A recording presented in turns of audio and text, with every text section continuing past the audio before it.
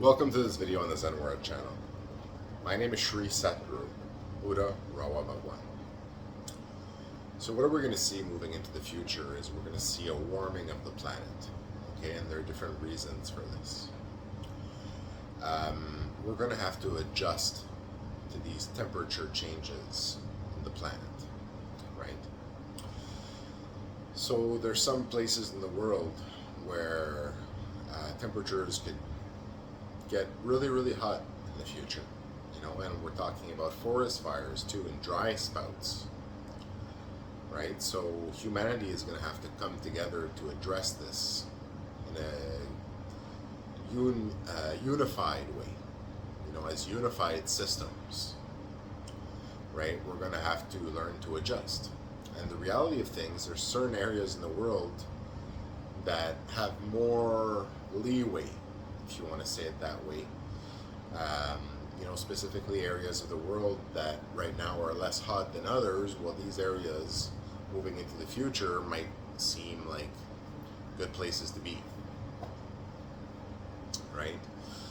So as societies, it's important to think about that and to plan for that, and to even, possibly start thinking about investing in other countries, investing in other places where eventually we can potentially move populations of people if it gets too hot, So as areas of the world right now are potentially undeveloped and in cold places of the world and stuff like that, well, these areas might become more attractive as places to develop moving in the future and to set up the infrastructure, thinking about large migrations of population due to temperature changes, right?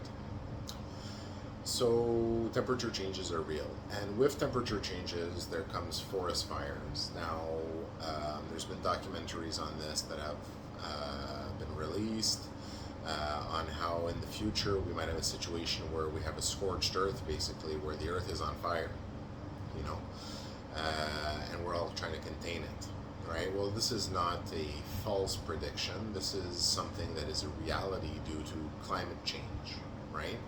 So what we have to do as a society is we have to understand that this is true, and we have to put in place the processes now when we still have time, so that we can adjust and compensate and protect our environment, right? So this is called, as we have landscaping, right? We landscape our landscapes with cities and landscaping down to the level of the landscaping in front of your home, and landscape our areas where we reside and stuff like that. Well, we also have to landscape the environment, right? Now, this doesn't mean playing around with rainfall, with techniques to do that and things like that. You don't want to mess with the planet and its natural processes. However, one thing that you can do very easily is use a form of planetscaping, landscaping. It's a mix of both, and I've talked about this in a previous video on this channel. And you can basically design the planet and our resources so that they are resistant, right? Protected against climate change, right? So when we talk about, for example, the world burning and not being on fire, right? The skies being red. Well, basically, what does that mean is that we have forest fires, right? That are going to basically get worse and worse and worse and not even get extinguished from season to season, right? Constant forest fires. So what does that mean as a society, with understanding now that these are getting worse, that the quality of the air is getting worse, we're losing money to forest fires, homes are burning down, cities are burning down, forests are burning down, valuable resources. It's a constant struggle to fight them. Well, we have to understand that it's always going to be a struggle to fight them moving into the future. So what we have to do is we have to set up, okay, and every country has to do that within their country, has to set up a unified command to fight forest fires, a unified command against the forest fires, armed with planes and vehicles and firefighters and deployable forces and fully supported by the government and all these different things, right? employing many people, a full unified forest fire command, and we see that this is now necessary moving into the future, that this is a requirement with the changing of the climate, right? So if you don't set this up, and if you don't take the proper processes now, you're going to be on fire, you know? And the reality of the thing is, it's very difficult to move large populations of people because of housing realities and stuff like that, you know, and economic realities for now. So basically, you know, we're in a situation where countries have to think about how they're going to contain forest fires. Now, I've explained that the best technique to do this, right, is to use what is called in the future, if we decide to take this approach, to planetscape our planet against, planet-proof our planet against forest fires, right, which we have no choice to do, right, is to basically take all our forests, grid them out into honeycomb units, separated by separations like honeycombs. Like you have a honeycomb and it has its shape, right? Grid out our forests and essentially create separations in between every individual unit of forest, where forests are delayed before they can transfer over to another side of the forest, right? So basically creating barriers in between the different units of the forest so that forest fires, if they start, are contained and do not spread to a larger amount of forest. So gridding out all our forests into honeycombs, right? Honeycomb forests, which are large enough in themselves, but not part, instead of having one vast forest, we cut it off into honeycombs, right? So we can easily contain fires within separate units of forest. And we give basically a unit to each honeycomb, a name, a number, right? Like X4732725565, you know, something like that, that cell.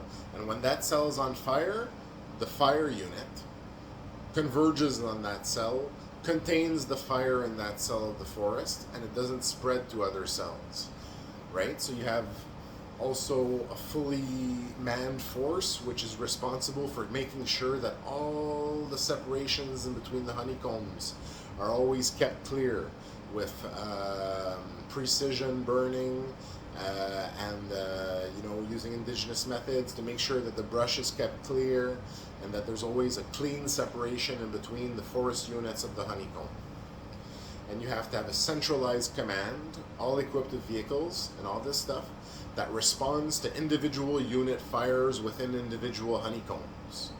In some years we might lose a honeycomb, we might lose two, but we fight them and stop the fires in their honeycombs, right? And we don't let them corrupt all the forest, all our treasure, all our honey, right? We contain the fires in their honeycombs. So we need centralized units in all countries to fight these forest fires as they get bigger and stronger and more powerful every year and get worse and worse. And we need to take action on this now before it's too late, you know? So as a social corporate responsibility, as a social responsibility, all industry, all governments, everyone has to invest in these programs to stop forest fires, because also don't forget that the trees create our oxygen, right? So when the whole world is on fire, a lot of changes are going to happen in our atmosphere. Things are going to basically snowball effect into worse and worse and worse as we move forward. So we need to stop the forest fires, right? And we need to have methods to combat them. So that's planes and vehicles to address the forest fires, to combat them and all these things. And also, right, by having the honeycombs can be used as routes, as paths for firefighters to travel through the sides of the honeycombs to go combat the different forest fires, and can be set up as perimeters to which the fire is contained, right? So it gives us the tools for firefighters to stop the forest fires and fight them every year. And our goal is to honeycomb all our forests, right? So that, you know, from an aerial view it looks funny because the whole forest looked like a honeycomb right? A honeycomb separation from the top. But realistically, from the ground down, the honeycombs are big enough that you can still do all the stuff you need to do in an individual honeycomb. It's just that eventually, if you walk in a straight line, you'll get to a place where eventually, you get to a separation between the next forest. And you can just walk through that separation and go to the next forest, right? And it's important to set up defenses for our forests. And if we don't do that in the face of global warming, we're going to lose our forests, right? So we have to set up a centralized command for each country, and countries help each other. That would be nice too, and help each other with resources and staff and all this stuff when some countries have it bad, right? But understanding that each country is responsible for their own place, right? Their own management. So the population has to come together, and that takes a lot of people, a lot of employment, right? So that's good. It creates a lot of jobs too. It's a great industry. And also, when you're first making all of those honeycombs, you clear a lot of trees, right? So all those trees can be used for resources as well by the countries who do it, right? So that's good in the first place. It's like an initial boost that pays for the investment in a way that of the initial cost to do it, right? You sell the trees that you cut down, right? So that's great too, because it gives you a boost. So it kind of self-sustains itself at the beginning, and then after that it maintains a continued investment. And it's important for society to keep investing in this program, right? And for it to be well resourced, and for us to keep clearing the brush in those separations between the honeycombs forever, and to maintain that system of planetary defense against forest fires. It's basically a planetary defense against forest fires.